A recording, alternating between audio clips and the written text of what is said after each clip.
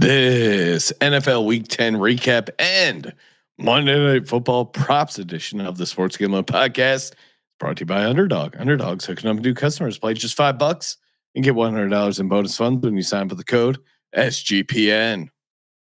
Hey, this is Derek Stevens. I'm the owner of Circa Las Vegas. You're listening to SGPN. Let it ride.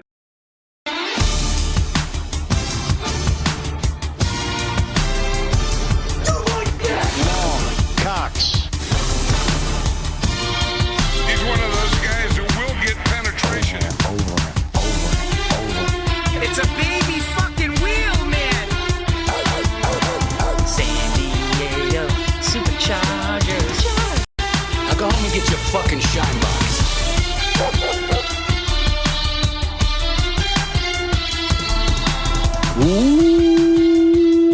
Welcome everyone to the Sports Gambling Podcast. I'm Sean, second the money Green with my partner in picks, Ryan, Real Money Kramer. What's happening, Kramer? Dog. Sound like you've been into some stuff. Hello, Sean. Had a lot of cocktails, a lot of various fried meats and cheeses. I'm pretty hammered. Was traveling all day, watching NFL football, sweating out NFL football to get to Green Bay to get ready for the Eagles takeover of Lambeau Field. No, it was it was a fun day, but a long day. Drank a lot, had a lot of food, a lot of cocktails, a lot of drinks, and it's a long day. How you doing, Kramer? Are the Midwest people as nice as they say? Yes, 100%. How is the weather? It's also how is the weather? Well, when I was in Pennsylvania, we described this weather as brick. Like, hey, yeah, you want to go outside and smoke some nugs? It's cold as brick right now. that was the term, and it still applies here. It's very cold outside, but so I have some cocktails. You got a bunch of Eagles related layers. And yes, the people are very friendly to the point where they try and talk shit, but they can't help but be friendly. They're like, oh, your first time in Green Bay. Hey, you got to hit up McSorley's and then McShanahan's and hey, hit up here. They got the best roast beef. And don't you know, they got great cheese curds here. Oh, hey, at the game, eh? And go Pack go. And then I just want to tell them, eat shit and die, go Birds. And they don't, it's hard. I can't be mean to these people. I want to be mean to them, but they're so friendly and everything they love is beer, football, and cheese. Like literally the guy we were talking to had a shirt that just said, I love beer, football, and cheese. So it was hard to be really mad at them. But we're finding a way. There is a certain community element that hasn't been lost from the Midwest. They just want to show you their cool house or their cool neighborhood or their cool restaurant. Hey, look, there's people living right over there across from the stadium and they got a big photo of Vince Lombardi painted on their fence. Isn't that cool? Yeah, that is cool. I mean, I'm not even joking. It's the small town vibe meets NFL stadium. And I didn't realize this, Ryan, and I'm blanking on the username that sent it in, and people have sent me recommendations. Appreciate it. I've already checked out a couple spots, but they call it the Lambeau Atrium, which is basically there's a bunch of beer, a bunch of bars and grills inside Lambeau that's open not during game day. So we went to a bar and grill near Lambeau, and then we went to a bar in Lambeau that you could go to a bar inside Lambeau during non-Lambeau hours, which was it's fun. And shout out to Lambeau. It's already, I haven't been inside yet officially to a seat, but the fact that it's just open and that they have bars inside of it is just, it's awesome. It's really is a great football experience, and I'm already having a ton of fun. Have you eaten anything you wish you hadn't eaten? I know the cheese and the meat can catch up with you. No, it was. I'm trying to think what I had. Well, I always love a good fried chicken sandwich. That was awesome. Some great fries, some sort of rosemary cheese curds. That was awesome. Then I think my buddy Justin got some sort of prime rib steak sandwich. maybe some fried pickles. I don't know. It's all just. I feel like it's a town that just survives on bar food, and it's amazing. People coming through, just watching football game, getting some rations at the local pub, and moving on. No, well, I mean, yeah, there was some Packers fans trying to get a Go Pack Go. I screamed EAGLES, got that going, and a woman just like politely covered up my face. She didn't want to hear it. Wasn't very aggressive. They're just so nice in their shit talking. It's a very funny dynamic. Just be careful. The Midwestern folk have strong grip, so if they get their hands on you, it might be difficult to get out. Not trying to fight any of them hand to hand comments. Sounds like it. Sounds like that could possibly happen. It's, again, going back to the guy's t-shirt that he pointed out multiple times that just said pure cheese and football. Yeah. Hard not to like this town and the people that inhabit it. That being said, tomorrow is a business trip and we're going to war. Nice. Business trip and war. Yes. War is a business trip if you think about it, Ryan. We got some not NFL for the people props. going, but yeah, I hear you. No, war is your business if you're a gladiator, and I like to consider myself a NFL gladiator. Kramer, we got some people to shove in some lockers. Of course, I think the phone line's open. We'll try and take some calls. Obviously, I'm remote and I've been drinking, so we'll do our best to accommodate you on the Discord line. Some winners, some losers on the NFL slate. Started out with some wins, some close losses, some totally wrongs. Felt like a hybrid here. Still not a great week for our Circuit Million, Circuit Survivor. I saw Ryan O'Flanagan checking in. Ryan, he apologized for the Carolina Panthers. Our last entry in Circuit Survivor has been eliminated. When we were talking with Daps, to me, and he brought up the Jags, that to me was like a legit other team I'd consider. I guess to me, the only other one that we even discussed was maybe the Ravens, but it was like save it for other weeks. Where are you at with our Circuit Survivor now that we are officially totally cooked? Well, one, it sounds like the Grandissimo, which is down to 6 entries. It sounds like there's behind the scenes negotiations. Possibly. It sounds like a decent chunk of the group would like to talk about maybe a chop over $1 million each. So that's pretty nice. But I mean, look, we did talk about the Ravens. I did bring up the Ravens, but at the end of the day, it was easy to say, I guess we saved them for the holidays. They're an available team there. And yeah, I mean, Jags, to me, as much as I like the Jags and as much as that was a great spot, had you told us the score at the start of the fourth quarter, I would be like, yeah, let's go. But it was still a road game against the Texans, weird divisional spot. Flowchart still kind of exists, hasn't been completely burned. And the Panthers did exactly what potentially could have happened, which is play a garbage game where Chris Olave had a couple big plays down the field. There are a couple advantageous plays for the Saints, and Bryce Young sucks. Yeah, no, I mean we stared down at it was 0-10 straight up. 0-10 ATS is a favorite. We mentioned it. We highlighted it. I thought they'd be able to squeeze out a win against Tyler Shuck making his second start on the road, and then we see a ton of Taysom Hill.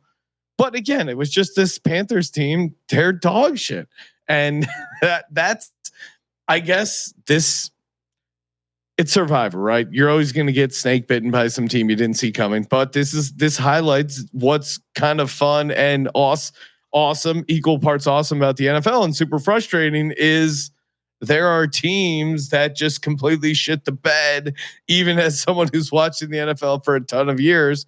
And Kramer, hats off to you. You were on the Dolphins and the points on our show, but you didn't have a money line dog. I don't think you thought they were going to win outright. I picked the Bills because I thought, hey, the Bills always kind of own the Dolphins. This is a decent enough spot for them.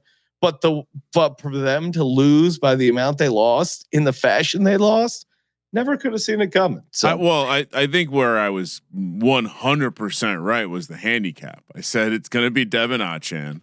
It's why I called out the ladder. And you called it. You cashed that ladder. Which was my nice. God, dude! And not only that, but shout out to places down near the equator. They actually offered a higher ladder. I ended up with 174 yards as the highest thing I played, And so really, even though I went 1-2 in my locks, did hit the dog with the Jets. It was kind of a middling weekend, 3-4 with the paper tickets out in Vegas, but it was like hitting a first touchdown of the Super Bowl. It rendered the rest of the day irrelevant because I hit this. You know how it is. Late at night, you're scrolling through the betting account. It's like, I laddered Achan. I like the 2 touchdown. We put that together. Let me do a little of this. And so some of the places close to the equator, including my bookie, they kind of limit you on aggregate. You can bet so much into the Devin Achan 2 touchdown market, even if it's same game parlays and stuff. And so pretty much maxed myself out on the ladder and the 2 touchdowns. So yeah, I was. And in hindsight, when CJ and I were talking about it this morning on the pregame show, we were discussing the weather and how the reports were coming out about how humid it was. I had earlier that day, I had talked to my wife about how when she landed in Florida, how disgustingly humid it was. And I don't know if that mattered, but it definitely it allowed the Bills to look like ass again. I mean, Josh Allen just did so many Josh Allen things in this game. The play that epitomized it. That tush push was hilarious. Well, I figured out why they like it when the Bills do it, because it's called the snowplow. Who doesn't like a good snowplow? I mean, it's just they got a better name for it. Maybe it's just marketing. That's probably it. But that play where Josh Allen like broke 4 tackles, carried 2 dudes on his back, only to have Minka Fitzpatrick punch it out at the end. That just was so funny. Peak Josh Allen. And you know, again, I don't know what's wrong with this team. Clearly, they thought they needed a receiver. I don't know if you saw the report, Sean. They went after Waddle really hard, offering a first rounder. And Kincaid matters. He leaves the game, and that really destroyed whatever chances they had. Tough for your 2 touchdown bet.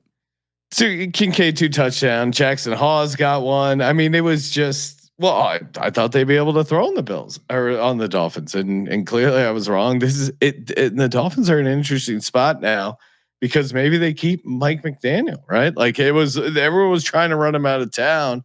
I said that leading up to the game too. I had read the stuff that was like, basically they clearly are cool with them. Beat reporters who were around the team for a while basically said when they fired the GM, like, hey, there might have been a vote of confidence in Mike McDaniels here. This might have been I'm choosing one of you and I'm choosing the coach, and to have that followed up with a huge win kind of, it looks good for Mike McDaniel. Also the locker room clearly hadn't quit on, like there's so many things where it's like, oh, interesting.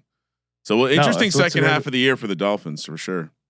So what's great about the NFL? No one's as bad or as good as you would think. All right, we'll recap all the games, get to our Monday night props. First up, we got the Denver Broncos. I mean, go back to Thursday night. Denver Broncos 10, Raiders 7. There was a stat that there was more penalties than first downs. This was just a completely ugly game. But also, as someone who was laying the points with the Broncos, they had so many chances to cover this spread fairly easily. The Raiders fire their special teams coach after this game, which is that was the kind problem. of insane because that was the biggest advantage they had during that game, right? I mean, the Broncos like 2 horrible, or it was 2 or 3 horrible muff punts, and then the Raiders awesome punts. Especially early in that first half, that was the difference in the game. And again, like Bo Nix just continues to struggle. Like they have a very good offensive line, defense really pretty good, and whatever it is, I couldn't tell you exactly what it is, whether it's play calling, confidence, whatever. But like last year, they were moving the pocket for Bo Nix, setting. It's funny to watch Ryan on stream just destroy multiple LaCroix. I just popped another one. I know. I saw the back to back. Just Bo Nix. They were able to move the pocket, and that's what was appealing about him was move the pocket, throw the ball downfield. But also that being said, like they have a crazy win-loss record right now, especially if you consider they lost. One of their losses is that Colts game where the Colts missed the field goal and then got the leverage play. So I don't know what to make of this Broncos team. Like I don't want to, I want to get off the Broncos wagon, but also I feel like the market's going to get off the Broncos wagon, and maybe there's a good price to be found later on because this team finds ways to win. Where are you at with the Broncos, Ryan? They have a lot of losable games coming. I mean, they still play the Chiefs twice. I think stock's high right now. So if you do want to back the Broncos, really, yeah, you don't think so? I think I think the stock's incredibly low. Like I think everyone's talking shit on the Broncos. No one watched that Thursday night game and was like, "Yeah, the Broncos. I like this Broncos team." Sure, but I don't think it's going to get like so. They have winnable games against so after the Chiefs coming up, they have winnable games against the Commanders and Raiders, but then they play the Packers, Jags, and Chiefs again. And so I don't know. To me, I think in reference to their division, like to the TMZ fan, you look at the standings; they're still up on the division. There's still record wise like optimism there, and so yeah, I guess certain parts of certain people are killing them, but also if we look back in this weekend in incompleteness with all the eggs laid, the Broncos squeaking out a gross win on Thursday night doesn't seem all that horrible. Now the Bo Nix discourse I think is coming back to earth a little bit, but all in all, they still are atop their division and they're still kind of near the top of the conference. Yeah, I mean it's this weird middle ground where no one. Again, I don't hear many people saying positive stuff about the Broncos, and yet they're 8-2, and the Chiefs are 5-4, and the Chiefs are the odds-on favorite to win the NFC. Or sorry, to win the Super Bowl. Let alone the fact they're 3 games back in their division. So it's kind of a market doesn't believe in the Broncos at all, and they continue to win games. All right, next up we got the Germany game. Falcons get the cover.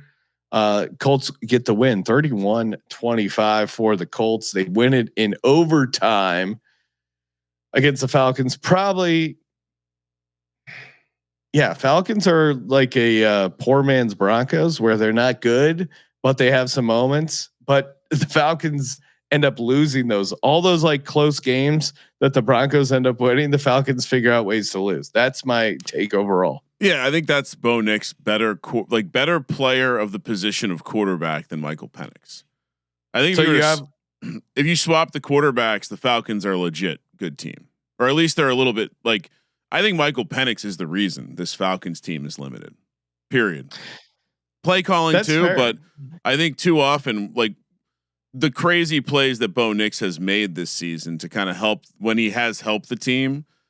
I do think his highs are higher, and they both have low lows, and maybe Bo Nix's lows are lower. I don't know. To me, it's I don't know because I've bet on both these teams a bunch, and again, the Falcons did cover. Probably should have been live on the money line here to win this game, certainly. And they were. They went to overtime. That was the bad start to my day. First, we almost get a defensive touchdown for the first touchdown. Then we almost get a Falcons defensive touchdown period, but it's the classic like one defender swipes it from the other defender. So I had Falcons money line in a round robin. I had Falcons defensive touchdown in a round robin. And so if that happens, obviously big change of the day for me, but man, I saw there was some Daniel Jones pumpkin content circulating the internet, which made me smile a little bit. I don't think they got the win. Oh no, 100%. I think in this game to me like epitomized it. Right, he made a couple deep throws. Alec Pierce had one. Tyler Warren had a nice catch, but it was just Jonathan Taylor dominating.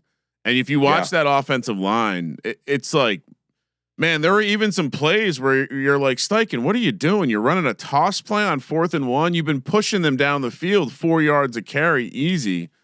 And so, yeah, I still don't know what to think about this game. They got the win in Germany, so you have to give them credit for that. I think after the happenings of today between the Jags and the Texans, they're kind of settling into they're almost locking up that division. And yeah, I mean, similar to Bo Nix and the Broncos, these are teams that were circling in black Sharpie and we're writing fade when playoffs start. Yeah, no, well, yeah. I mean, I thought I was on the Falcons here plus 6.5, and my handicap was this feels a hair too high points wise, and I think I kind of nailed it. Of like, I was very worried about Jonathan Taylor going off, which turns out he did.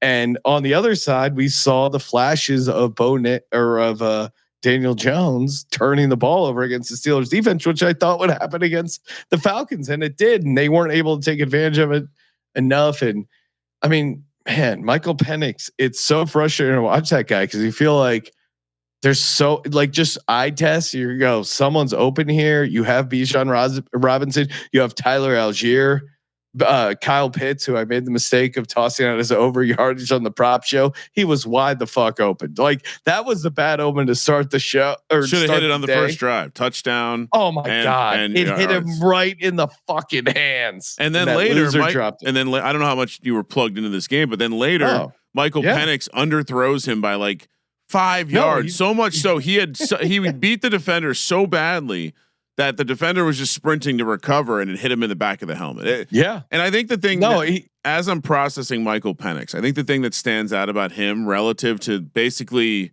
his draft class is there's no mobile aspect to his game. Even Bo Nix has much more scramble ability. JJ McCarthy can move around. Caleb Williams, all these Drake May, all these guys can move a little bit, and Michael Penix just looks like lefty Kirk Cousins. It's like lawn chair. He's a modern day lawn chair. You don't see him too often. Yeah, they had like one or two plays where he moved around, but yeah, he needed more. New York Jets get the win and the cover as they were dogs, 27-20 against the Cleveland Browns. I mean, there was to me the game was just simply the kickoff return for a touchdown, followed by the punt return for a touchdown. Other than that, it was a total shit show. But Kramer, what are your big thoughts? Oh, game, set, match. I mean that. Well, though Dylan Gabriel should be mentioned. He had some moments where he looked good. Some of those throws, like granted, a lot of what I saw today was highlights because I was in the car for like 5 hours heading out to San Diego for some youth sports. A lot of radio consumption of. Actually, it was I put Scott Hansen on in the car and listened to his fine voice bring me down 2 hours of commercial free red zone viewing. But yeah, the Jets. This was a wild game. This was kind of another handicap. I feel like we kind of nailed. Just like they traded away their two best players on defense. The defense wasn't that good. They played the same, and something else happened in that locker room. Maybe it was the vote of confidence in Aaron Glenn. I don't know if you saw, Sean, but they said he will not be judged on this season. And road Browns. I regret not. I know I made this a dog. I did have a paper ticket on it. Didn't make our circuit card, but I regret not locking this one up because it just the fate of the Browns on the road as a favorite. Easy money. Yeah, I mean, I felt like we did a bad job with what our actual selections were. And Beast in the chat saying it's funny. That's a Caleb Williams. We'll get to him. Comment. We'll get to Caleb in a second. Yeah, I didn't have a ton of takeaways. I mean, to me, it was as simple as Dylan Gabriel didn't deserve to be a road favorite. Now, certainly the Jets probably got fortunate with some of the special team TDs, but also Dylan Gabriel didn't look horrible. So again, take the Browns when they're at home as a dog. Don't take him as a road favorite. Saints 17, Panthers 7. We kind of hit on this when we discussed our survivor entry getting gashed. Yeah, Bryce Young just sucks. And I don't a lot of people would say like, I don't want to take anything away from Tyler Shuck's win on the road. I'm happy to take away from Tyler Shuck's win on the road. He still also sucked. Both these teams fucking sucked.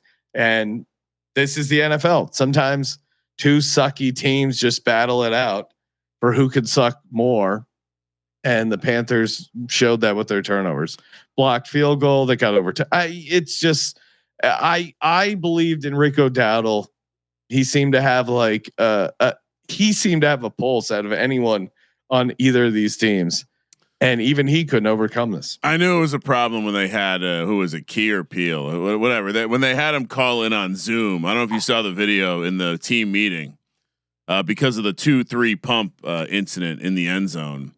When they were making content based on that, it's like, okay, Panthers, that's scary. I saw the video. I think when we were flying back from Vegas, and I was like, God damn it, this is horrible. This is exactly what we need for our survivor pick. I would add that, I think when I wasn't getting updates from Red Zone, it was like, this is turning out to be the disaster situation. And then when I got to my destination and I caught up on the game, it was like, oh my God. Give Kellen Moore a little credit though. Yeah, I don't think he sheltered Tyler Shuck too much, at least, which sometimes coaches do that. I think he at least played to win the game. 100%. I mean, they're throwing the ball downfield. They allowed Chris Olave only had to make a couple plays to change the game, and he did. Yeah, so. But I mean, even that first touchdown was like a 62-yard broken play. I mean, again, I don't want to. Yeah, hats off to him, but I'm not gonna.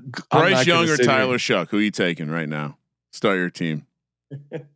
Certainly not Jackson Dart. We'll get to him later, but wow, that had nothing to do with my question. No, I mean, what? Tyler Shuck's one win away from number of career wins of Jackson Dart. So. Yeah. And the NFL doesn't have a target on his back. I'll take Tyler Shuck. Now that you say it, Ryan, he could be in the mix, offensive rookie of the year. So yeah, I'll go Tyler Shuck.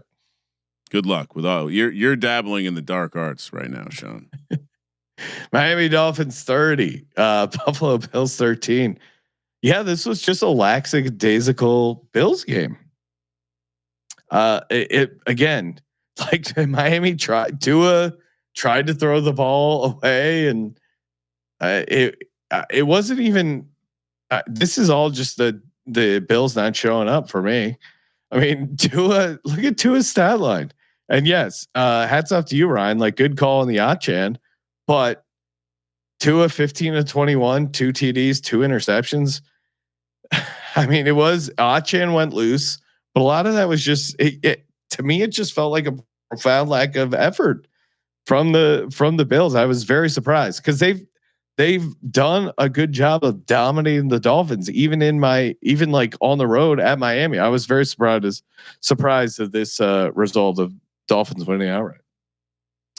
Yeah, again, it nailed the handicap. It just seems like the Bills' defense can be had on the ground.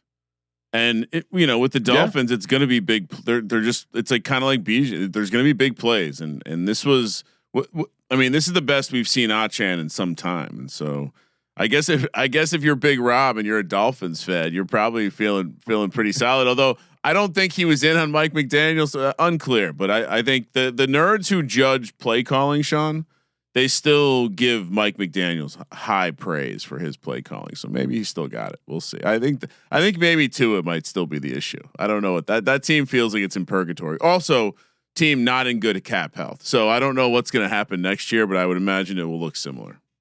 But because I think they'll probably be starting a bunch of rookies, and I do think Mike McDaniel will still be the quarterback there. Adam Osimo pointing out Allen with the fumble and the pick and Cook with the fumble. Yeah, like they were just sloppy and kind of lazy, but they had been pretty good in that spot historically. Again, I wasn't loving the idea of laying the points with the Bills on the road, but I certainly wasn't looking to back the Dolphins. And they got up in this home dog division spot. Hey, we got more picks coming up. Of course, shout out to mybookie.ag, promo code SGPN. Looking to get in on a sweet money line parlay, as my dad pointed out. He's a dumb parlay bettor, as he self-identified, because he always, one of those parlay legs is bound to get him. But hopefully, you're a smart parlay bettor if you like parlays, or if you don't, or you're just looking to bet sides, totals, picks, props, a bunch of good player props. Head over to mybookie.ag. Use that promo code SGPN. Score 100% bet back bonus up to $500 when you use a promo code SGPN. Terms and conditions do apply on any of the bonuses. MyBookie.ag, promo code SGPN. We're also brought to you by Novig. Who likes Vig? I don't. Get that Vig out of here. Available in a bunch of states. I'm in Wisconsin, firing up the Novig app. Use the promo code SGPN where you can spend $5, get $50 in bonus cash when you use the promo code SGPN. Picks, props, sides, totals, first TDs, get it all over on Novig when you use the promo code SGPN. Kramer, shout out to Novig for first touchdown. I got a banger first touchdown price. Novig exclusive. No, they're great at the again, it's an exchange, so you're gonna find some great prices there. Jacksonville Jaguars lose the game. I mean, I don't know. They were up. They lose 36-19. Houston Texans get the win. Obviously, get the cover. We picked it where the Houston Texans were a +1 dog. And speaking of dogs, Davis Mills gets a rushing touchdown. If you didn't watch this game, it was very wild. I would say it was. I mean, I'm trying to pull it up. And Jags were up 23-10. They scored 26 unanswered points in the fourth quarter. The Texans did. Davis Mills in that offense. Yeah, Jags were up 29-10 officially. And to your point, Ryan, 26 unanswered points. Now it was 29-24. Second half of the fourth quarter, Davis Mills runs it in from 14 yards out. I was very surprised seeing Davis Mills run it into the end zone, and then Trevor Lawrence strip sack, losing it. So and defensive touchdown by the Texans. They took it to the house to win 36-29, which could have been really brutal. I know there was some Jags +1.5 earlier in the market. Ryan, I know you love jagging off. This you got to be feeling pretty flaccid after that performance. Where are you at with your Jags? Well, and this is another one where I signal issues, kind of missed out at the beginning of this comeback, and next thing you know, you're like, wait, this game's still going on. Like this, it didn't enter like completely cashed for me, but it was like, there's no way the Texans can score enough points to come back here. Davis Mills looked good. Do we have a quarterback controversy? 6 yards per play to 3.9. I mean. Obviously, the Texans defense playing well is not that surprising, but Davis Mills and this offense playing well, like what happened? What Davis Mills beat Trayvon Walker to the edge to score a touchdown. This will be one that I think maybe we shouldn't have poo-pooed the flow chart so early, but no way to explain what happened in the fourth quarter here. Well, as to quote Mina Kimes, colossal fuck up. And Ryan's referring to Mina Kimes promoting this solitaire game. ESPN's had a weird run where everyone's mad at them for the ESPN YouTube angle, which again, it's two major companies, but obviously ESPN benefits if everyone leaves YouTube and just buys ESPN's app. So if it's two companies in this crazy dispute and one company benefits greatly by the dispute, or at least has something to gain via the dispute, I side with YouTube TV here on that. But 100%. I mean, YouTube TV is owned by Google. It's not like there's some mom and pop place, but I mean, Kramer, what else am I missing? ESPN. They want ratings for Monday Night Football, but they're saying they're buckling down and going like, fuck you, subscribe to our app only, which is their ultimate goal, right? Because these streaming rights, you want them all coming through your own app.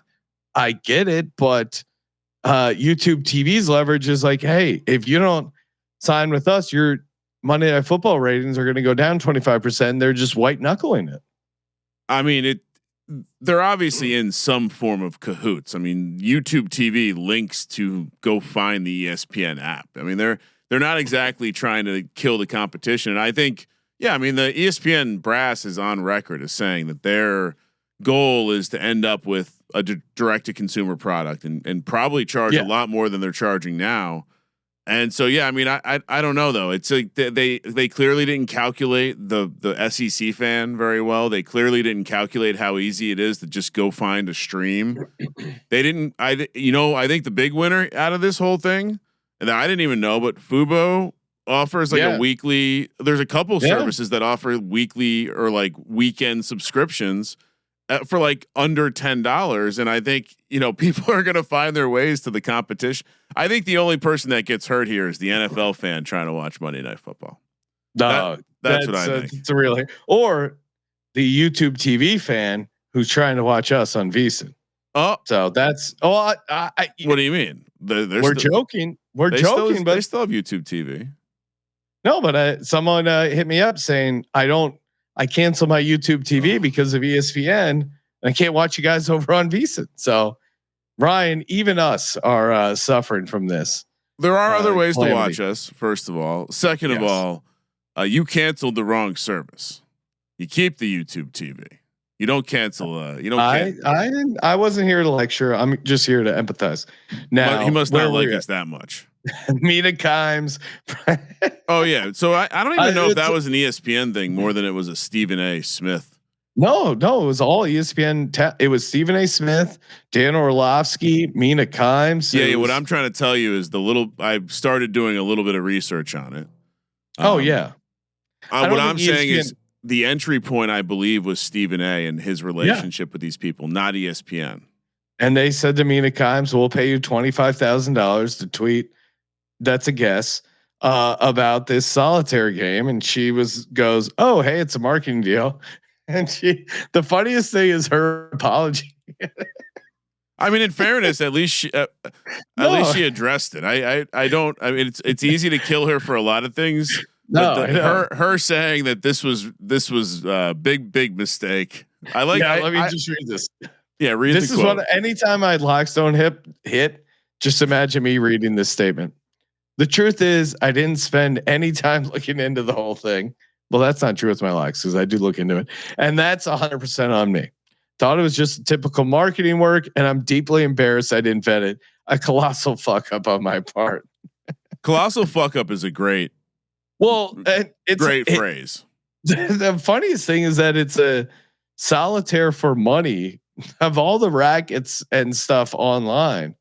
I'd rather, there's plenty of online casinos. I'd rather play online craps or blackjack than fucking online solitaire. The fact that people are playing solitaire for money is the most degen aspect of this whole thing. And that Stephen A. Smith is promoting it is hilarious.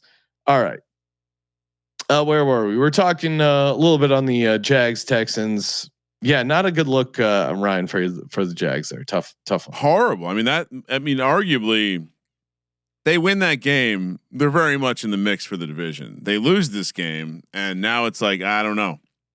Yeah. Still the Trevor Lawrence, like 2 to 5 plays a game. So it's too much to overcome when you don't have any receivers. And we got a great Parker Washington game. Yeah, he had 2 touchdowns. I mean, come on. And they still cover the pleaser. All right. Baltimore Ravens 27, Vikings 19. JJ McCarthy a little frisky early, but Kramer, I think this was one of your locks. I felt pretty good about it as well. Ravens getting it done on the road. I don't know. Not much to add. This was like just competitive enough.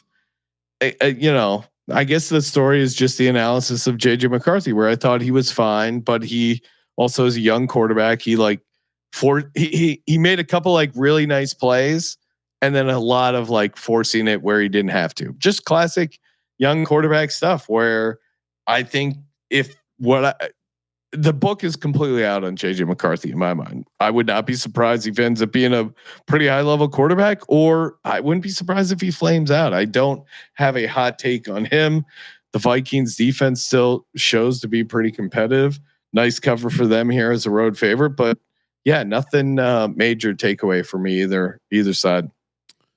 Yeah. And worth noting, Ravens have by the way, Lamar just missed his rushing total. It was ridiculous. They have a we cashed it on Underdog. What did we give it out at? Oh, really? Because the number that I bet was, I believe 30. It was either 36 or 37.5. I think he came in right at 36. Well, I'm looking at. Are you sure we played the yards on Underdog? Yeah, I'm almost 100% positive. We didn't get cute with the attempts because he did have 9 attempts. His attempts cashed. No, I'm pretty sure. Hold on. Anyway, what I was going to say is that the Ravens now have a 3rd straight road game next week at Cleveland. So heads up, everyone. Yeah, you're right, Ryan. So we gave it out, and I played on Underdog.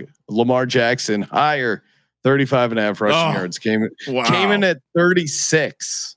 What a win! And so shout out to us again. Everyone tells you to shop around with the NFL sides, which is in my mind kind of nonsense. Like the NFL sides for the most part are pretty locked in. The NFL props are really what makes the difference, because 3-4 yards if you're playing like rushing receiving yards, NFL props, again, that's honestly, it makes a shit ton of difference. So yeah, and Andrews got in the end zone. He seems to be just like a touchdown only guy. Pats get the win and the cover. They were 2.5-point dogs. They went outright 28-23. Nice win by the Pats there. I went with the Bucks here. Got down on the Bucks.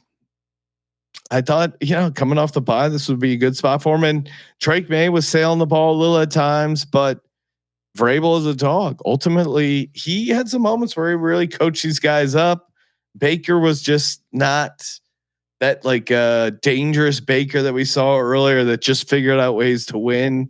Didn't see that Baker. You noted this, I think, but Todd Bowles isn't that good off the bye.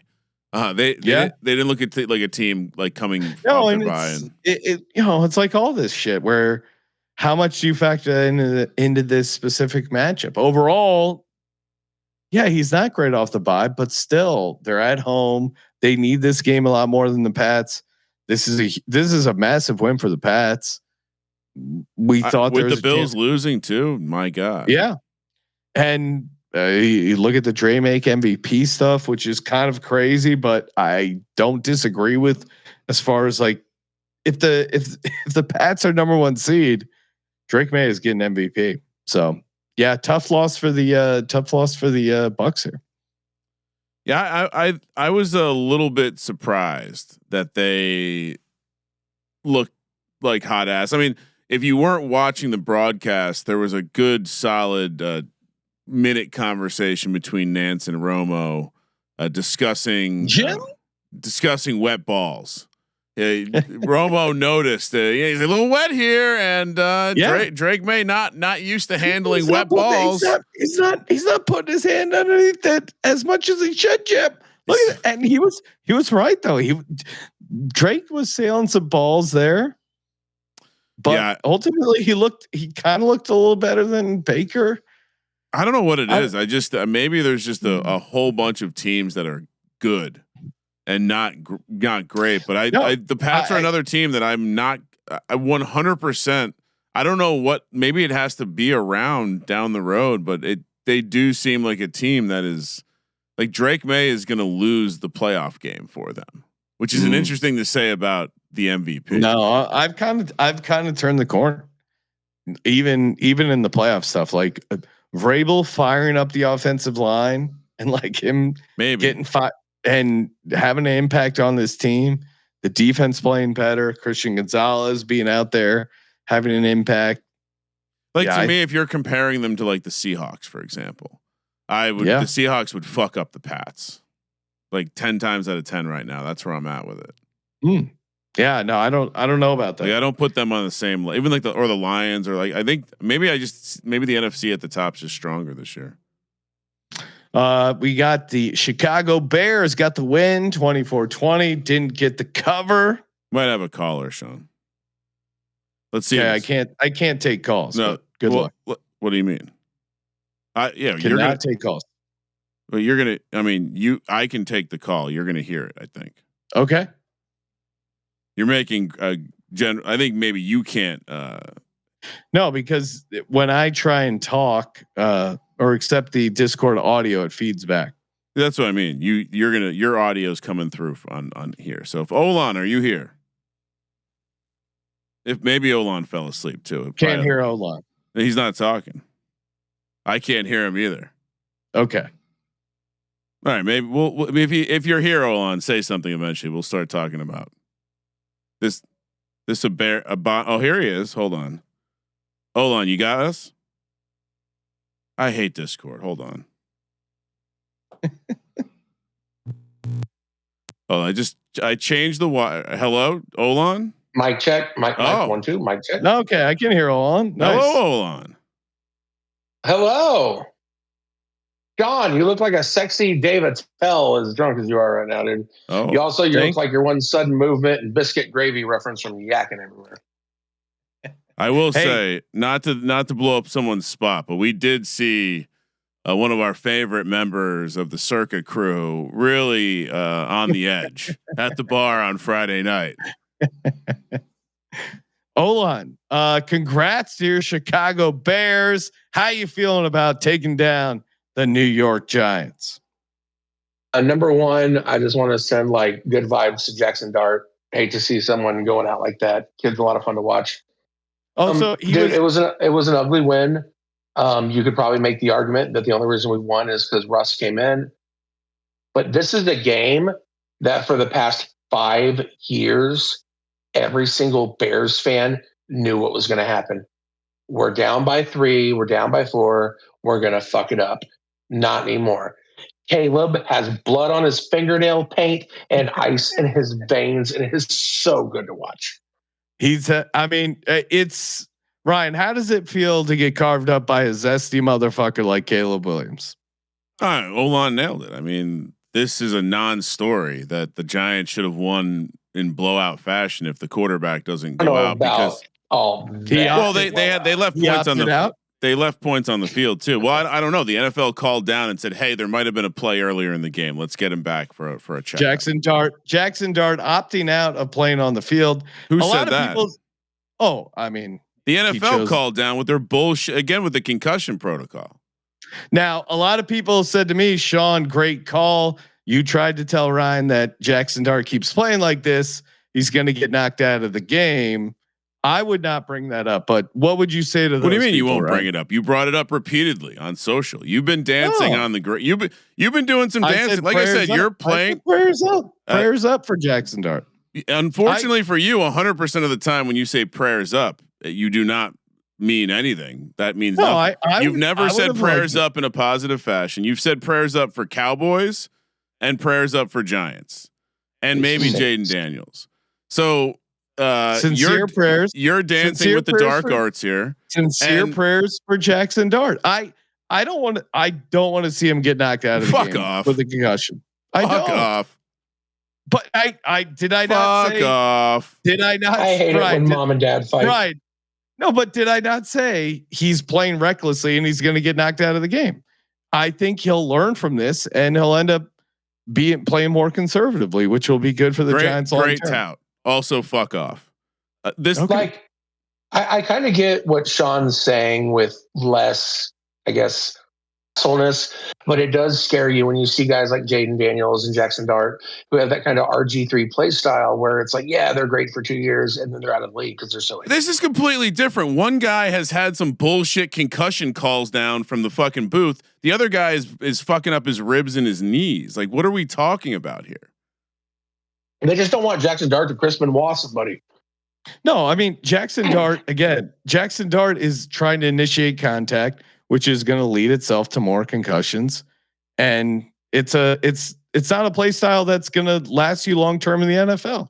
And I would like to see him be in the NFL. I'd like. This to see is the most hilarious thing you've ever said on this show.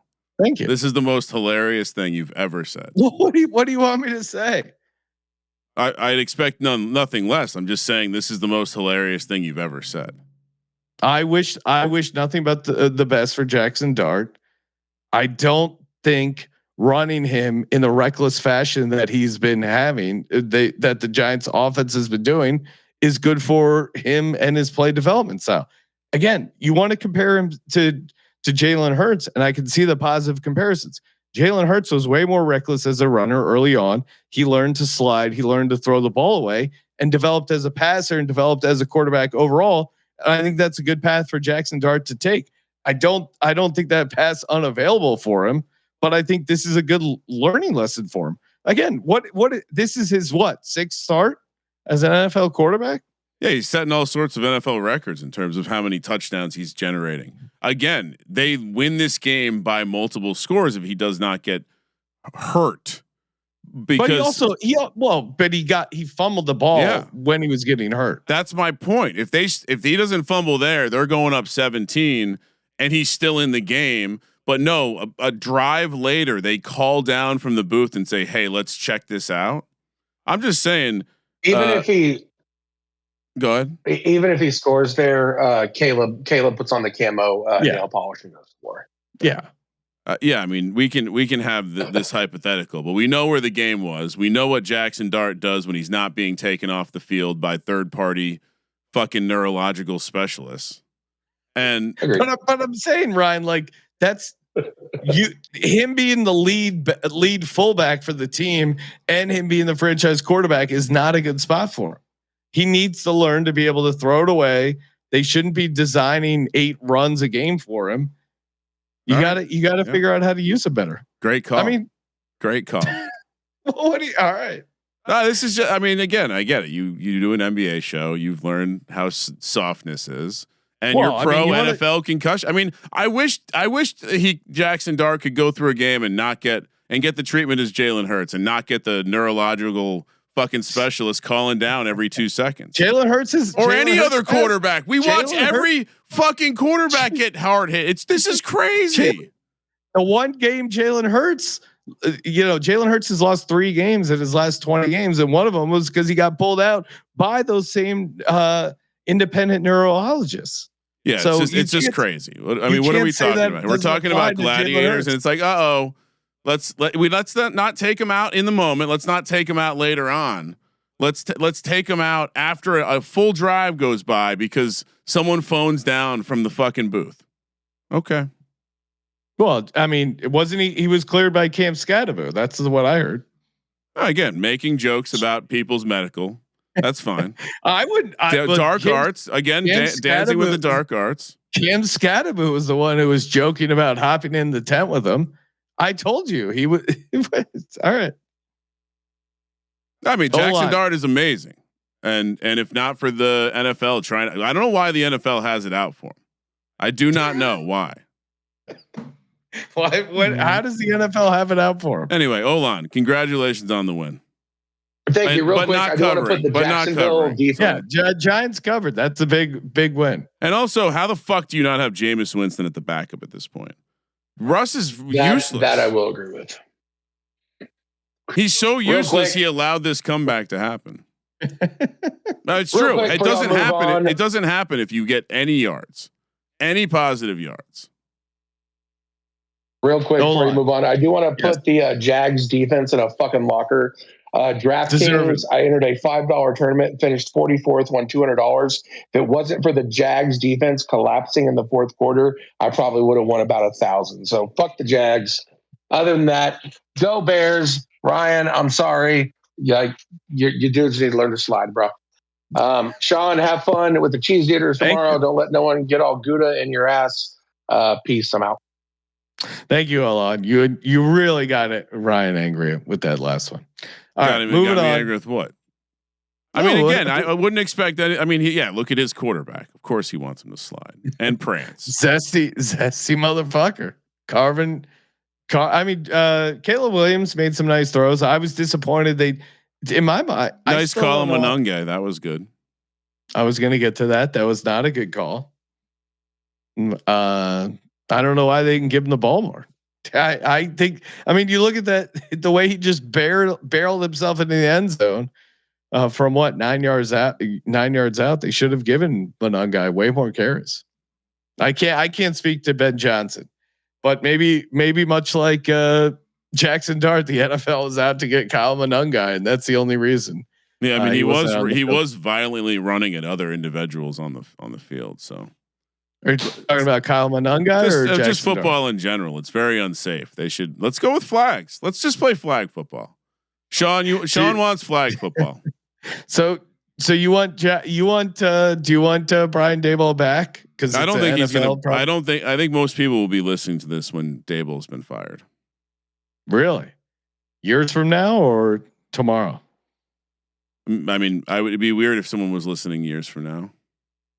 No, people go back and listen to old episodes. But why fire Daboll now? It's business as usual. Isn't this what Brian Daboll kind of does, right? Are you asking that? Who are you asking? You asking the listener? I'm asking. Well, you haven't called for the firing of Brian Daboll yet. Have you not listened to the podcast in the last 3 weeks? I've said they're all fired. You said they're all fired. They should be, but they're not going to fire Shane. I've been saying you've never said I want Brian Daboll fired. You haven't. We had this conversation. No, you just don't listen to the podcast. No, you said they're all fired. So why do I care? That's what you said. No, I said that Brian Daboll is fired. It's done.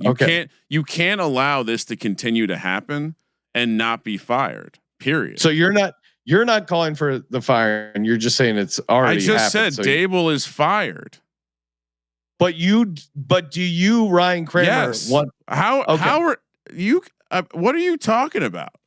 But what do you mean? I've said, do you want Brian Dable fired? And you said he's fired. Ask the chat if I've said that. Ask the chat if I said I think Dable should be fired. We've had this conversation multiple times.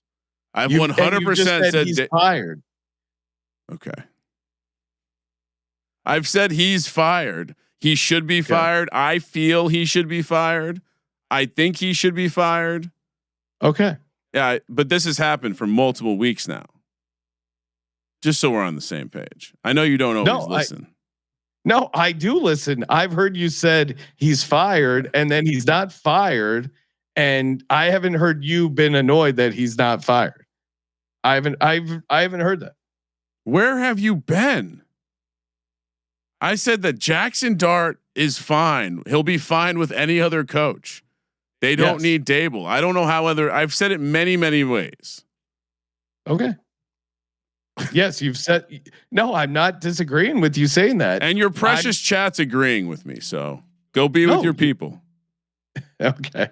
Go be with your people. Well, they are. Okay. You love the chat. You're angry at me. Not angry at you. I'm not the independent. I'm embarrassed for you with your behavior, but I get it. What are you embarrassed about? You're hanging out with mouth breathers. Are you talking about Packers fans? You're throwing them under the bus? No, you're congregating with mouth breathers. So you're feeling bold and you're dancing with the dark arts. Enjoying injury. Okay. No, I'm not. I'm not enjoying. I want to see. But I did.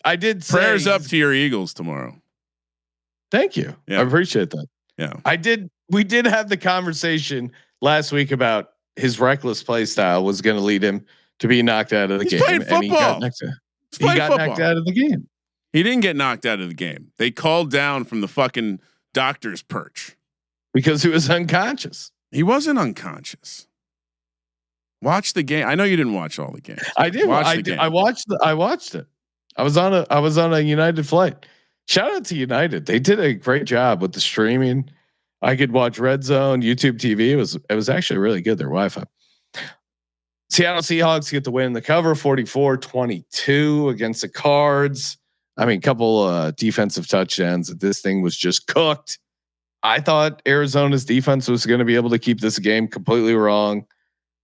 Yeah, nothing else to say. I've totally underestimated the Seahawks team, but they've looked really good. I mean, DeMarcus Lawrence scoring 2 touchdowns himself as a defensive player. I don't know if I would throw the first stretch. I don't know if I would blame the defense of the Cardinals. To me, this was the offense of the Cardinals they put him in a spot where they were never going to win the game. You can't give up 14 points to the other team. Yeah, that seemed like I would blame first. Yeah, I mean, getting excited about Brissett after the Cowboys game was probably a bad call. He didn't look horrible the whole time, but the bad plays were just so bad. And yeah, in my defense, it was someone who was on the Cardinals. I didn't go, oh, he carved up the Cowboys. He's going to carve up the Seahawks. It was just I thought he was slightly better than Kyler Murray. And I thought this defense that shut down the Cowboys on the road was going to be competent. Now I was wrong on both those, but I didn't think he was going to carve them up. And hats off to Seattle, man. Seattle might be really good. Although Sam Darnold still was. I mean, the reason the Cardinals were making bad Darnold turnovers. That's the thing, though. They won in spite of all that shit. I mean, so I guess you could say the turnovers got washed out by the 2 defensive touchdowns, which once again, not on the team that scores multiple defensive touchdowns. How I missed that. Very, very annoying. Yeah. I mean, again,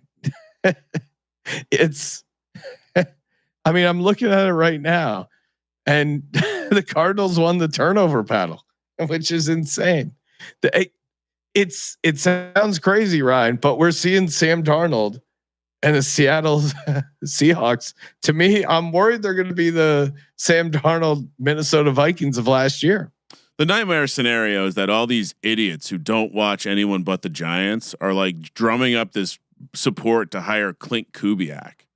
Yeah. And it's like, no, there's nothing I believe in less than this. Like, I think this offense will eventually erode, but I do think I'm willing to give forget the turnovers. Like the floor of Sam Darnold is still there, but he is throwing the ball down the field like a fucking boss. It's not sustainable. Seahawks. I actually think that's more sustainable than the rest of the Seahawks.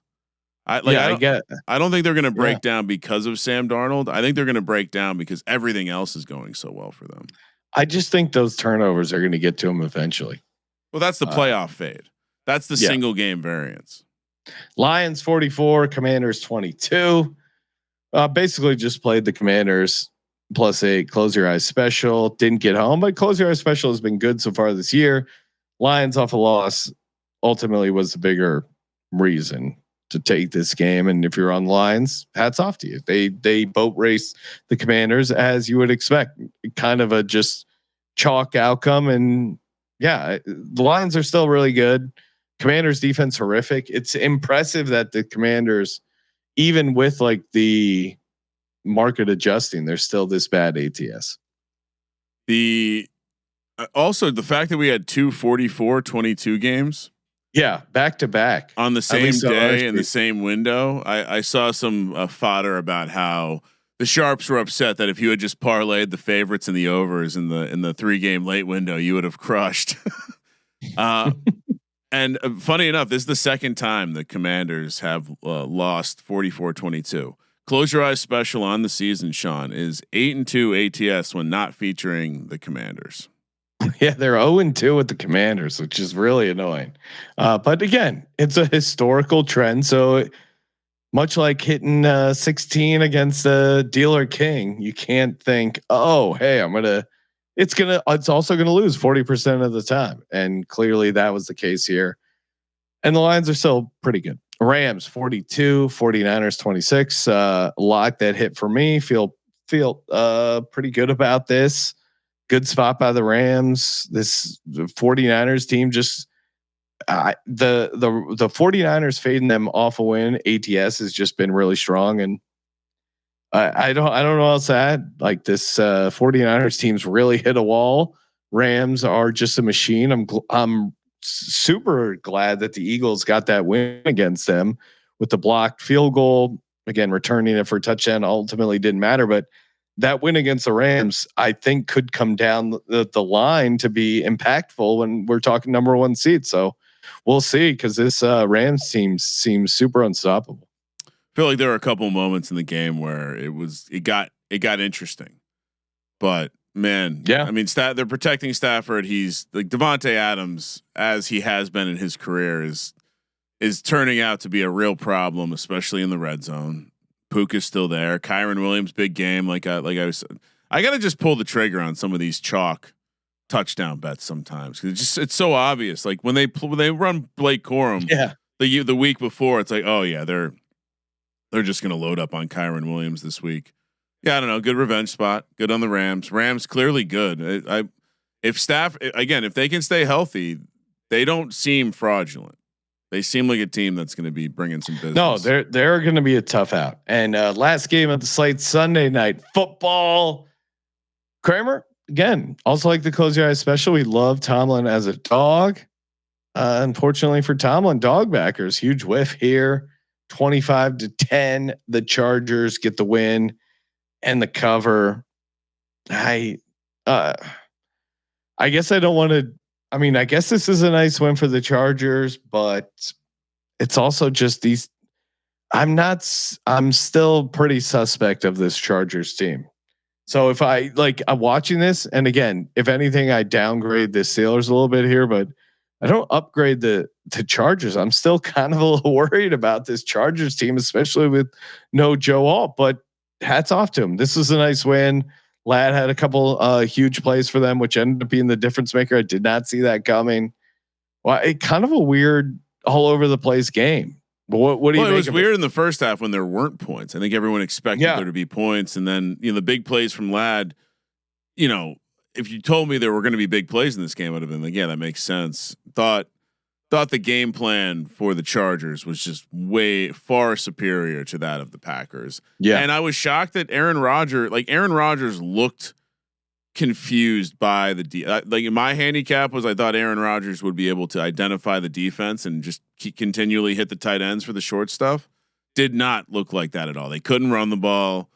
The safety was an omen. Like when that play happened, it's like, oh, when Khalil Mack is just like planting Aaron Rodgers in the end zone and he almost lost the ball for a touchdown. It's like, all right, this is going to be a difficult game. But then there were a couple of freestyle plays to DK Metcalf that he just missed, and it's like, oh boy.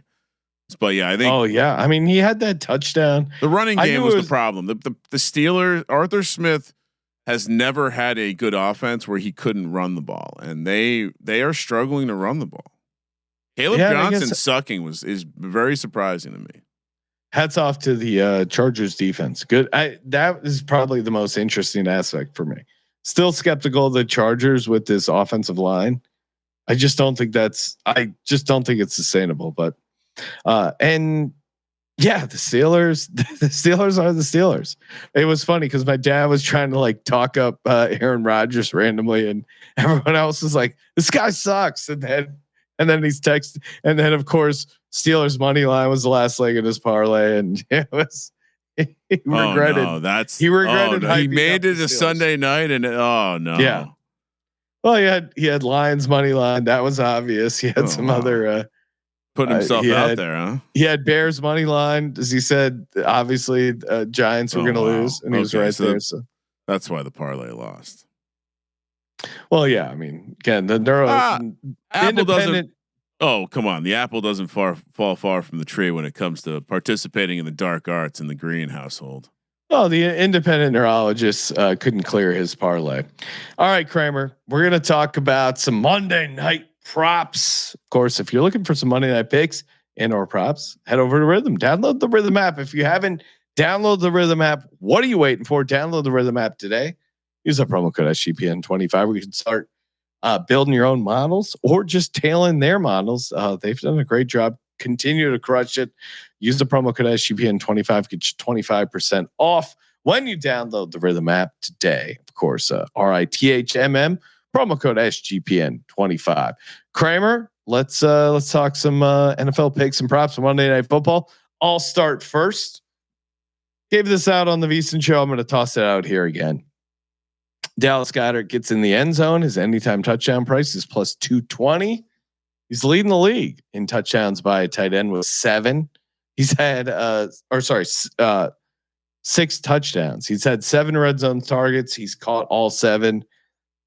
The Packers most receptions allowed per game to the tight end position. Really, for me, it's like they've have a subset of plays that aren't the tush push, that aren't handoffs to Saquon Barkley inside of the 5 that feature Dallas Goedert that are high percentage.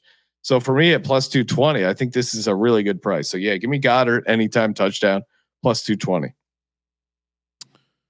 All right. Why is Jalen Hurts anytime touchdown plus 110? Well, because he hasn't 3 out of the last 4 games he's not scored. Yeah. Actually, 4 out of the last 5 he's not scored. He's also I'll double dip right here. I'm also doing the Jalen Hurts rushing yards 27.5. Both of these are ridiculously low. He's gone under this number in those last 5 games. He's only gone over the rushing number once. That was against the Bucks, and he's only found the end zone one time in 5 weeks. As they say, that's fine. Look at the weather. It's going to be a cold ass game. Well, 100%. I do not anticipate there to be a ton of passing yardage. I saw we were discussing it on the VSiN show with the Opta AI projection to only have like 250 yards, but the total is like what 209. I tend to think that this, and I think there's to me the Eagles imposing some sort of will on both sides of the ball and making it difficult, kind of choking the game out, and a lot of groundwork. I think.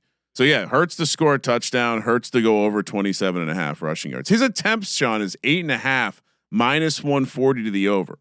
You're telling me if he gets 9 attempts, he's not getting 28 yards? And hopefully we don't lose on the kneel down or something. But I'm doing both of those. Yeah, I don't have it on my card.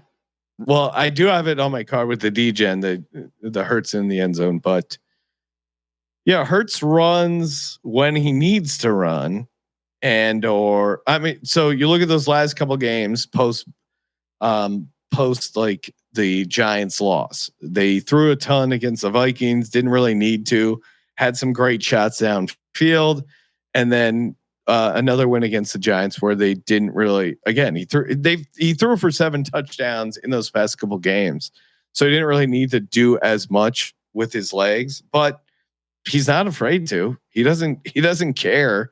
He doesn't have an ego about it. Again, that's why Jalen Hurts is awesome. That's why Jalen Hurts has the same number of Super Bowl wins as let's see, who are you as guys. Well, I was going to say Aaron Rodgers, Brett Favre, same number of Super Bowl wins, Super Bowl MVPs, is because he doesn't thrive on, I gotta win it all with my arm. He'll do whatever it takes to win. So I like where your head's at. I think if you think it's a competitive game, that certainly leads itself more to the Hurts running. I'll go with in the receiving yards. Give me Devonta Smith over 52.5 receiving yards. He's just a huge part of this offense. You can take some deep shots against this Packers secondary. I think it's going to be there. Now we get AJ Brown back. Whether AJ Brown's on the field or not, Devonta has smashed these numbers past few weeks. So 52.5 feels way too short. Devonta Smith over 52.5 receiving yards. Kramer. So it seems at minimum that Josh Jacobs has been dealing with some stuff. His attempts total is up to 18.5. And again, I think he probably only gets there if they're dominating the Eagles. And even in that case, I would imagine they're going to try to get Emmanuel Wilson out there. You look at what Josh Jacobs has done over his, and honestly, the entire season, he's only gone over this number twice. But you look at the last 4 games, he's not touched this number, and they won some of those games, not in convincing fashion. So I think unless the Packers plan on blowing out the Eagles, and doing so quickly, I feel like Josh Jacobs is going to share enough of the load with Emmanuel Wilson that this feels like an absolute lock. Like we might have to put some serious stake on this because I don't know where they're coming up with this 18.5 rush attempts number under for Josh Jacobs. Yeah, no, and shout out to the chat. Let's see if I can pull this up again. What's the chat up to? They were. Sorry if I missed it. I know Dick. Oh, here we go. Dick Puncher was P Dizzle in the chat saying Luke Musgrave over 30.5 receiving yards. Yeah, I don't hate that even as an Eagles backer. Obviously, Luke Musgrave stepping in, getting 31 receiving yards. The counter is just what do we expect of these Packers pass catchers, right? Like no Tucker Kraft. I think it just throws everything up for grabs. So if you're projecting X amount role of Tucker Kraft or of Luke Musgrave to take over for Tucker Kraft, it just doesn't feel like a defined role. Now, certainly 30.5 seems pretty reasonable against the Eagles defense, but well, it's not only that, they're also what is it? Wicks. Yeah, so they have multiple Golden, Wicks, and Williams all banged up and like game-ish time decisions. So the idea and Josh Jacobs, although not officially banged up, they've clearly been managing his load as if maybe he's dealing with something. And so yeah, I mean you factor that in. It's like who's the healthy guy that could potentially consolidate all the workload on? Packers are great at managing loads. All right. Jordan Love interception, Ryan. You're getting this right now at plus 125. That to me seems like a market misprice. We've seen these throws off his back foot. The Eagles are going to get some turnovers, and I think they're going to be able to intercept some Jordan Love passes. The stuff he got away with against the Steelers, he's not going to be able to get away with against this Eagles team. And you look at this Eagles pass rush We haven't talked about Nolan Smith coming back from IR, Brandon Graham coming back from retirement, Jalen Phillips coming to the team, on top of already a really good defensive line. I think we're going to be able to get a ton of pressure on Jordan Love, and he's going to create a mistake. So Jordan Love at plus money, INT, let's go, baby. Did you? I saw Jalen Phillips sack price was plus one. I was looking at it because I think that'd be interesting. Plus, it's only plus 146. I'm also on the Jordan Love. INT. Again, I like Jalen Phillips. I'm not trying to talk you out of a winner, but I'm not playing. I thought it was short. I would agree. It was what I'm getting at, because who knows what the role is going to be between him, Brandon Graham. I mean, the Eagles, Jalix Hunt has been playing well. Josh Uche has been playing okay. So they might not be in dying to rotate them in. Sure, Jalen Phillips could get in, but it might only be a half sack. Jalen Phillips might only play 15 snaps. So I think at plus 150, 140, that's crazy. Honestly, if you're looking to play a sack prop for the Eagles, play the Jalix Hunt sack ladder, because I think if anyone feels the pressure of them bringing in a guy like Jalen Phillips that Vic Fangio already coached, and Vic also likes Jalix Hunt, and Jalix Hunt has been playing really well, kind of under the radar. I think Jalix Hunt is going to feel super motivated to hang on to his job as a pass rusher between Jalen Phillips and Brandon Graham coming onto the team. And he was kind of like the lead dog as far as edge rushers going into this. So I would rather play a Jalix Hunt sack prop than Jalen Phillips. Jalix Hunt. Yeah, I mean, certainly they didn't think he was much of a big dog if they had to bring Brandon Graham back. That would be my take on that. So yeah, to your point, on Jalix Hunt. Yeah, well, maybe there's a chip there. Yeah, and probably you're right, but also like Brandon brings a ton to the locker room, and I think that's what they were missing, maybe in the defensive line room.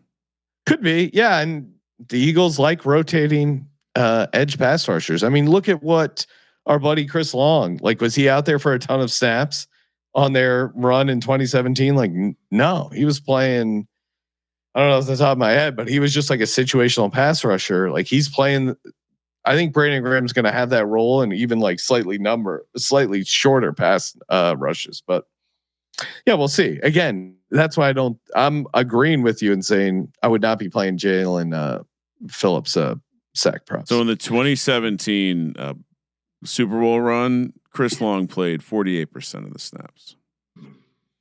Now, is that in the playoffs as well? That's just for the full season. Because I felt like he was slightly down in the playoffs, but yeah, 48%. Yeah, I guess I would certainly. Brandon Graham's not going to be playing that, so I would be surprised. Brandon Graham in my mind is going to play like 15 to 25% of the snaps. And Jalen Phillips, I think they want him obviously to be out there a ton. You give up a 3rd round pick for him, but I don't think it's going to start out like that. So shout out to the chat, hanging out with us late night, cracking some cocktails. I see our buddy Shark. I see our buddy Dick Puncher again, who is not talking too much trash, friendly, pushing back on some of the narratives, the pro Eagles narrative is, he's probably shirtless, holding his erect cheese sword, cheese dagger. I saw a video online, Ryan, and I thought of Dick Puncher. I didn't send it to him, but there was a guy. It was a casino video where he had, Dick Puncher. We've seen his videos. Instead of the Hulk hand, it's a cheese hand. But there was a guy who was playing blackjack, and it was like a casino video, and he had the Hulk hand, and it was so, which is very fun, like to hit at a blackjack table with the Hulk hand, doing the Hulk smash. I feel like that on a 16. Well, it was very funny because it was a classic situation where you had to hit. It was a 16 against a 10, and he did the Hulk hand, and then he got the face card and just busted out. There's something funny about someone smashing the Hulk hand, and then I just could see the dealer wherever they are not finding the humor in the matter. I guess. Yeah, I think the video may have been set up, but probably they don't like you. They don't like you joking around there. No jokes. All right, Ryan. Little underdog entry for me. It's very simple. Higher Jalen Hurts rushing, receiving TD. Of course, go to Underdog Fantasy, promo code SGPN, $5. You got $5 kicking around. You get $100 bonus funds when using promo code SGPN. Of course, in the Underdog Pick'em, you can win up to $5,000. Oh my God! When you use our promo code SGPN. So that's my contribution. Ryan, what are you tossing in here? I like that. Stealing one of my props for your contribution. Let me add it into the kitty. I do have a nice. What do you want to do? No, that's fine. We can do. I like Jordan it. Love. So I'm not arguing. Why don't we just do Jordan Love, higher a half interception? I like the Josh Jacobs rush attempts better. Okay. Josh Jacobs lower. What was it? 16.5? 18.5. 18.5 Yeah. rushing attempts. He hasn't hit this number in a month. Josh Jacobs lower 18.5 rushing attempts. Jalen Hurts higher anytime TD. Get that over on Underdog Fantasy, promo code SGPN. Put that in there. $100 entry returns you more than $300. I can't quite calculate it here. I've been drinking all day. Underdog Fantasy, promo code SGPN. Kramer, first TDs and a Degen parlay. It's actually, I think, exactly 300. All right. Beautiful. First touchdown. Sean Novig has Jalen Hurts 8-1. So, okay, that's for me. I'll step in. I have one first touchdown play. It's Jalen Hurts. The Green Bay Packers were the team that voted they were the one. Now maybe the NFL set them up, but they were the ones that got the whole anti-tush push legislation. Much like the legislation, Jalen Hurts still shoved it in, got it in. I'm only playing one first touchdown bet for this game. Jalen Hurts, find the best price. I'm calling. If Novig has it at 8-1, Novig has it at 8-1. Let's go. And then, so I'm half unit, although I am going to do a half unit on Jalen Hurts. I like that narrative. Although the reporting did come out that the NFL asked the Packers essentially to do it because they don't have. You think Jalen Hurts reads that reporting, right? According to what you tell me, he doesn't read anything. He just lives in like a soulful box, unaware of what's going on around him. And but he's just worried about winning games. Well, whatever works. I don't think, based on what I've heard Jalen Hurts say and speak about, I don't think he would find that as an attack on him. That would be my thought on that. Like if he has other things he's chipping up on, it's not the tush push. But I would say that the organization sending Jason Kelce to the league meeting to combat the, that's them ridiculous trying to make, as well. Oh, how so? Oh, just like the idea that like Jason Kelce is an expert witness at the trial of the tush push. That whole thing is ridiculous. What? How would he? Who is a more? Who would? No. Who is that? I'm saying the whole thing is ridiculous. Like Jason Kelce doing a performance about why the tush push is football and football is the tush push is just all ridiculous. And I think this is something that Eagles fans want to be more real than actually probably is. That would be my guess. But now when they run the tush push, you're going to be like, see, I was right. And it's like, well, they generally run that play around the red zone or around the goal line. So I think it's unrelated. I also like Jalen Hurts to score the first touchdown. It's but narrative though. I like the narrative. I just think it's like a little bit fan fiction for the fans because they hate the Packers because of it. And then on the Packers side, and I considered going only quarter on Jalen Hurts, but it's just 8-1. I got to go half unit because Sean, just so maybe you'll tell me this is dumb, but considering the work he has gotten lately, Tank Bigsby being 100-1 on a cold field with Saquon coming off a groin injury does seem like something that should be investigated. Tank is 100-1. Tank is 100-1 at the Blue Book. All right, I'm at. Are you at it? Well, because he returns kicks. I didn't even look that up. So small sprinkle on Tank. Colossal fuck up on your part, Sean. Wow, Ryan, that was rude. No, not looking into Tank Bigsby. Could have been a great marketing opportunity. All right, I'm getting rid of Tank Bigsby. Just Jalen Hurts.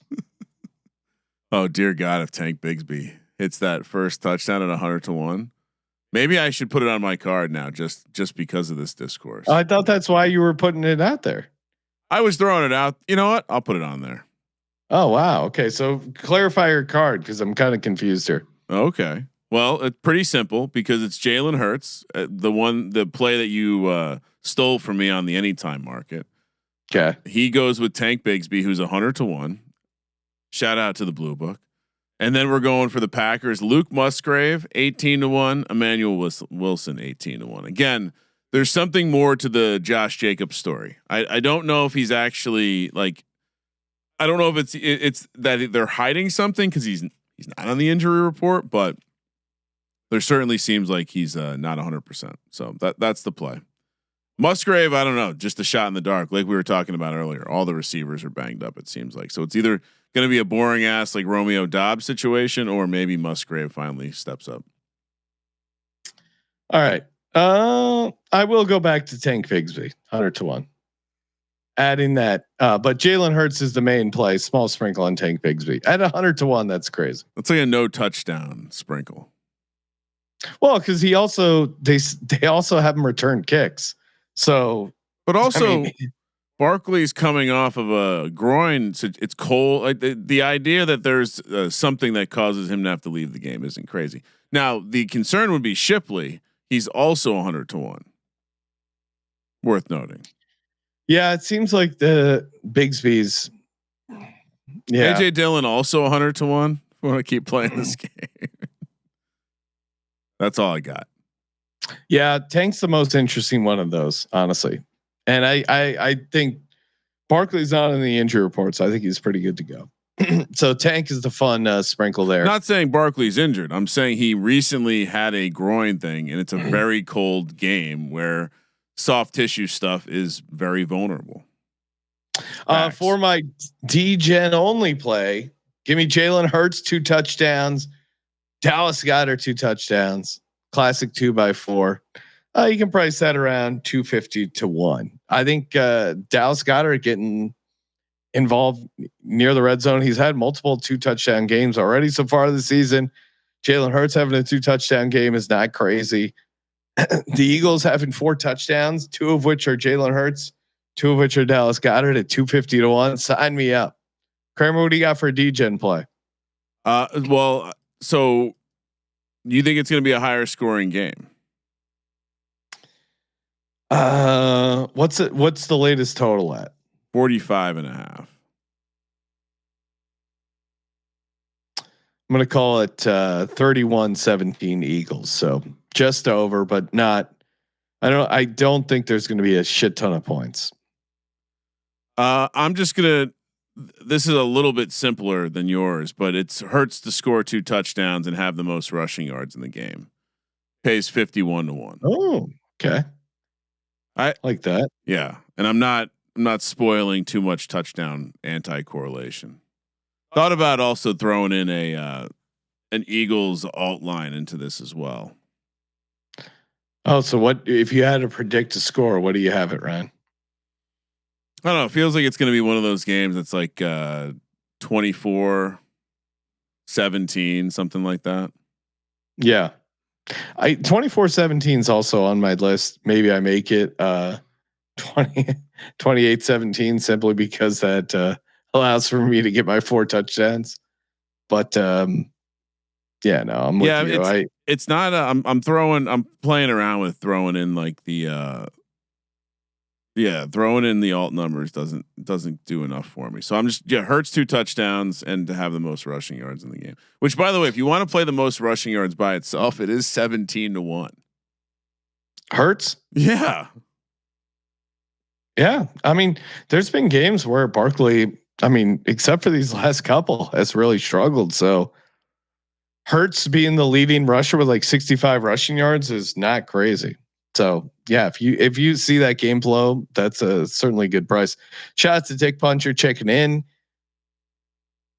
He said he thinks it's going to be higher scoring as a Packers insider. He has it 34-31, of course, incorrectly on the Packers, but I'm going to stick with my 28-17 Eagles. Ryan, I think if it's higher scoring, it's going to be there's like a defensive touchdown or something crazy happen. Special teams, maybe. Yeah. My Goddard and Hurts TDs are the TDs I like. Those are great, nice TDs. When we're let's see, no show tomorrow after Monday Night Football, right, Ryan? Or what are you doing? So we're no show. So got Sean will be at the game. I got some stuff going on. We'll be back Tuesday night for college football normal time with Colby, and then Wednesday doubleheader. Thursday night props in the morning, 10 a.m. Pacific, picks at night, and then doubleheader on Thursday too with college basketball. 10 a.m. on Thursday seems to be settling into the schedule. So, and I've gotten some feedback that, so this person must have just found the show or something, but quote, fucking rad that you guys cover college basketball in November. So I agree. Yes. And we got off to a hot start there too. Yeah, a lot of wins over on the end. We'll talk about it in the college football show, but we went 7-0 on our college football contest card, Brian. So how did that? I think feel? We're pretty awesome. I think we're like top 50 right now. Did you look it up? Someone tweeted at me, our buddy Macero, who's also I think similar. His mind was blown by our 5 pushes in the contest, but he's also. Chris Macero, also a very sharp handicapper. Follow him on X. I think he went 6-1. He was very excited about his results, and he was saying, "I think we're now tied or something." But the ties, I don't know. We're going to be in the top 5 or 10% going in these last few weeks. We're tied for 62nd. Okay, place. So what does that mean? We have 43.5 points. We're 41, 31, and 5. Now we're no longer leading the contest in pushes. We're actually tied with Playa in Vegas, also 5 pushes. But it is you just again like the fact that we have 5 pushes is remarkable. So 43.5 points. First place has 52.5 points, but top 10 get paid, and the cash line right now is 48. So we're only 4.5 points of the cash line. 7 points available every week. How many more weeks left? That's a great question. In my head, I was like, when you said we're almost to the end, it's like, well, shit, we actually are. Like, what do we have? 4? I don't know if they don't have like a nice schedule, but I think there's 4 weeks in the contest list. Like I could be wrong. Well, tune in Tuesday night, 8:30 Pacific. We'll be getting back into the college streets. Appreciate everyone tuning in live, smashing that subscribe button, tossing us a bone. College basketball is live. Make sure to check out the college basketball experience as well as the college football experience. And of course, Monday Night Football. Check me out on X at Gambling Podcast. I'll tweet out some live, a bunch of stuff from the Lambeau, doing an Eagles tailgate there Monday. And again, if you're going to the game, hit me up. Always down to say what's up. And of course, as always, for the Sports Gambling Podcast, I'm Sean Second Money Green. It's Ryan Real Money Kramer. Real quick update. Contest goes through November 29th. So we have 3 weekends left. Let's fucking go. All right. Kramer. I think I did it Kramer twice. Yeah. Got a bunch of cocktails. Let it ride.